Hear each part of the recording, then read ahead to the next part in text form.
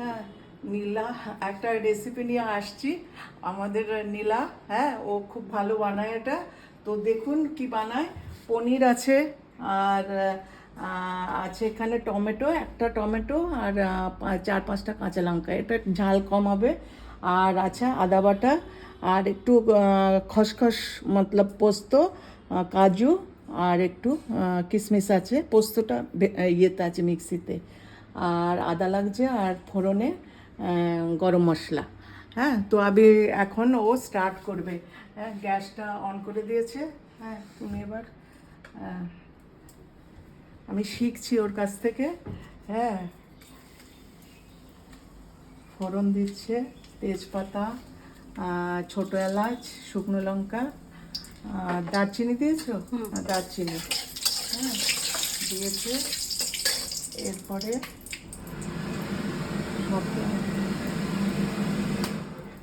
হ্যাঁ, এরপরে টমেটো আর কাঁচা লঙ্কা বাটাটা দিয়ে দিচ্ছে।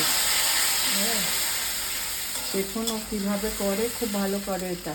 এটা আপনারা যারা নিরামিষ খান, পেঁয়াজ ছাড়া, হ্যাঁ, নিরামিষ খান, তাদের জন্য খুব ভালো। বাসমতি পোলাও নাড়তে থাকুন, এটা পেস্ট করে আনবে। হুম, তো ওটা পেস্ট করতে গেছে কাজু, কিশমিশ আর পোস্তটা।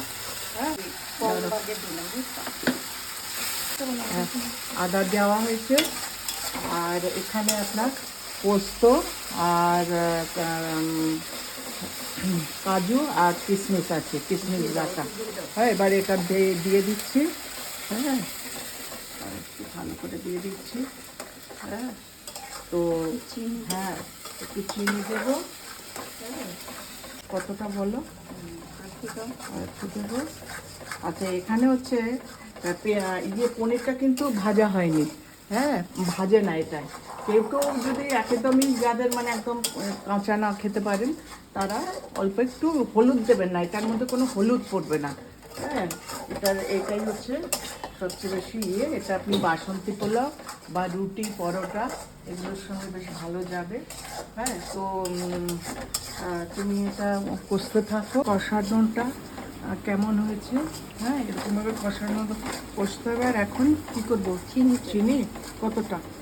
আর দুটো, এটা তো মিষ্টি হবে। হ্যাঁ, আর আর ব্যাস। হ্যাঁ, চিনি দিয়ে হয়ে গেল। তাহলে এটার মধ্যে কী কী পড়লো?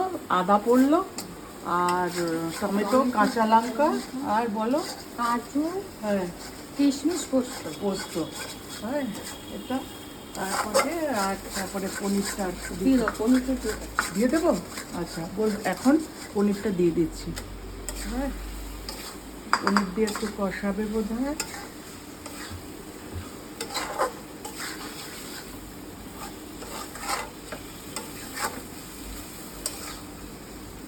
খুব টেস্টি হয় এটা। হ্যাঁ, আমাদের বাড়ির সবারই, যতজনকেও খাইয়েছে। এটা বাসন্তী পোলাওর সঙ্গে যারা নিরামিষ খান, চিকেন টিকেন খান না, তাদের জন্য ভীষণই ভালো একটা রান্না।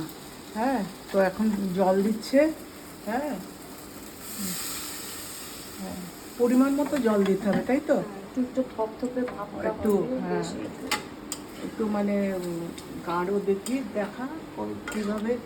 হ্যাঁ, দেখুন এরকম রাখবে তুমি। তাহলে কি আর একটু জল দিতে হবে? একটু জল। হ্যাঁ, তাহলে হ্যাঁ, হ্যাঁ। তো দেখুন একটু জল দিল। হ্যাঁ, একটু ফুটলে গরম মশলা তো ফোড়নে দিয়েই দিয়েছো। হ্যাঁ, আর কিছু লাগবে না। আচ্ছা, সহজ।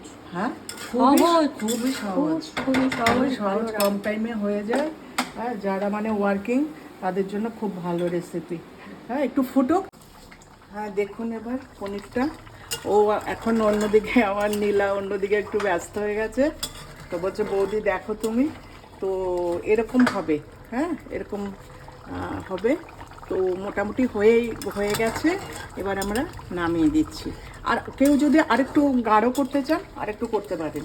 হ্যাঁ, কিন্তু বাসন্তী পোলাও এগুলো দিয়ে খেলে একটু বেশি গাঢ় করলে একটু অসুবিধা হয় খেতে আর কি, যারা বেশি তরকারি লাগে।